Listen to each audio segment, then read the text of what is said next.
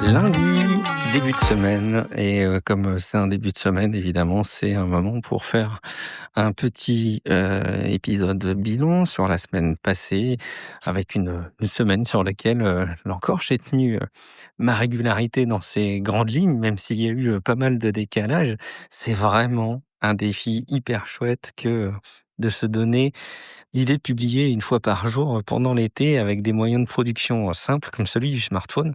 Et puis encore une fois, ben, je vois ça comme étant aussi un petit espace de respiration. Donc c'est trop cool. La semaine commence bien là avec l'enregistrement d'un épisode du Rendez-vous Tech avec Benoît Curdy et puis Baptiste Freyd de Niptech, que j'ai pu inviter donc pour un épisode où je remplace Patrick Béja. C'est vraiment cool. Je vais faire le petit montage demain matin pour qu'il soit disponible pour tout le monde dans le flux du podcast, dans les meilleurs délais. Et puis, bah voilà, une semaine qui commence avec un certain nombre de rendez-vous, d'objectifs. Tout se passe évidemment très très bien dans le meilleur des mondes, comme d'habitude. Et donc, je fais un petit bilan de la semaine dernière avec des épisodes qui, encore une fois, ont pas mal plu.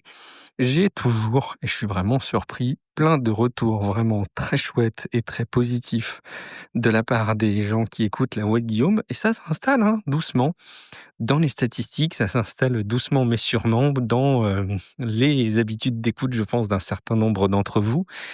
Et je suis ravi de voir que ça fait partie de vos petites habitudes du quotidien, de savoir que j'ai ce petit espace d'écoute et d'interaction avec vous. Donc j'ai beaucoup parlé de régularité la semaine dernière.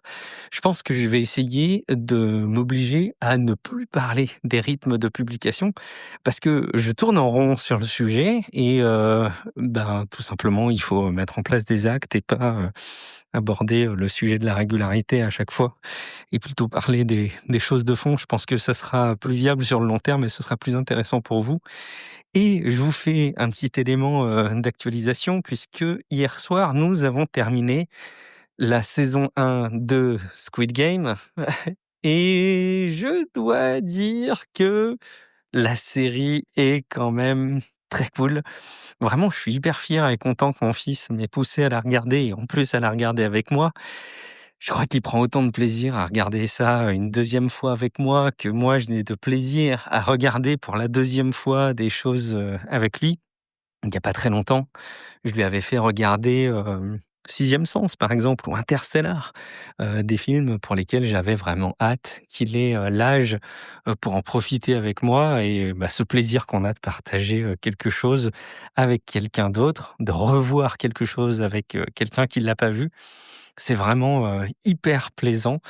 Je me rappelle à l'époque, ça m'avait fait ça aussi pour la première saison de Stranger Things, j'avais voulu le revoir très vite avec ma femme, ou encore Get Out aussi, j'avais voulu voir, avec elle. Alors je venais de les voir, mais c'est vraiment particulier ce plaisir que j'ai de revoir quelque chose que j'ai déjà vu avec quelqu'un qui ne l'a pas vu et je pense qu'il a, adopté, ce plaisir lui aussi de son côté ou peut-être tout simplement que je suis en train de me rendre compte que c'est un plaisir universel.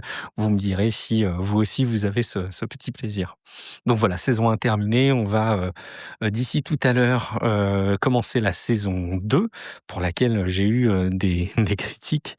On m'a dit qu'elle n'était pas aussi bien. De toute façon, c'est assez régulier que les saisons 2 et 3 des séries soient pas aussi bien et aussi prenants qu'une saison 1. Bah oui, c'est beaucoup plus facile d'installer un cadre, narratif que de l'entretenir ou de le renouveler. Donc, bah, c'est la raison pour laquelle, les saisons 1 sont toujours mieux que les saisons suivantes. Je suis sûr que vous aurez plein d'exceptions à me partager pour me contredire et me donner des exemples de séries qui sont bien mieux dans leurs saisons suivantes que dans les saisons 1. Donc en tout cas, on va regarder la suite et puis alors je suis tombé dans un piège et ça je voulais vous en toucher un mot.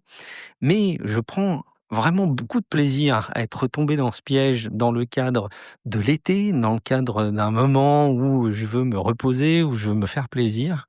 Écoutez, ça fait très longtemps que mes enfants me disaient: «On veut que tu te mettes à Brawl Stars, ce serait trop bien que tu joues avec nous». Bon, bah, vous m'avez compris.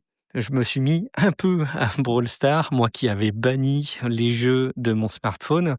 Je me suis mis là aussi dans une démarche avant tout de leur faire plaisir, de me dire que je saurais aussi prendre du recul comme je l'ai fait pour d'autres jeux. J'ai passé beaucoup de temps par le passé dans World of Warcraft, j'ai passé beaucoup de temps dans, Clash Royale. Je passe encore beaucoup de temps dans Balatro. Il me reste plus que 2 niveaux à faire pour arriver à terminer totalement, tous les decks à 100 de Balatro. Donc je suis, vraiment à fond dans ce jeu et j'ai décidé de me faire plaisir aussi en jouant un peu à Brawl Stars pendant un moment, pendant cet été. Et je dois dire que c'est super cool. Alors je suis très vite dépassé quand même par les mécaniques. Je trouve qu'il y a une profusion dans les interfaces, graphiques, de choix, hein, de sélection dans les menus et tout, mais c'est un bazar sans nom. Il y a des monnaies, incroyables, il y a des pièces arc-en-ciel, il y a des bulles pour améliorer les brawlers, il y a des brawlers, il y a des skins, il y a des emotes. Les sociétés, la société en l'occurrence Supercell là qui développe ces jeux mobiles, ils sont arrivés à une espèce de profondeur, dingue dans les jeux services, sur mobile qui est remarquable. D'ailleurs, ça me fait très plaisir, hein, de me replonger dans un jeu gratuit, mobile, un jeu service. C'est intéressant d'arriver à en profiter un petit peu et puis, tout en sachant leur donner des limites. Mais, ça me fait vraiment très, très plaisir de passer du temps dessus. Alors je suis pas bon du tout. J'ai mis beaucoup de temps à comprendre, quelques petites mécaniques de jeu. Pourtant c'est assez simple, mais il peut y avoir vraiment une richesse, vraiment très chouette.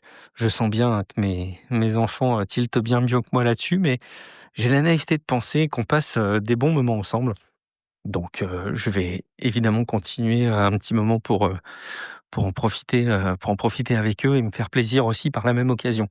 Donc voilà, cette semaine, une semaine un petit peu plus cool par certains aspects, avec un petit air de vacances. On n'est pas reparti, mais avec un rythme sur lequel j'essaie de prendre soin de moi, tout en bossant. Écoutez, j'espère que toute la semaine va se dérouler de cette manière. En attendant, je vous laisse et je vous dis à demain pour un nouvel épisode de La Voix de Guillaume. Ciao à toutes et à tous.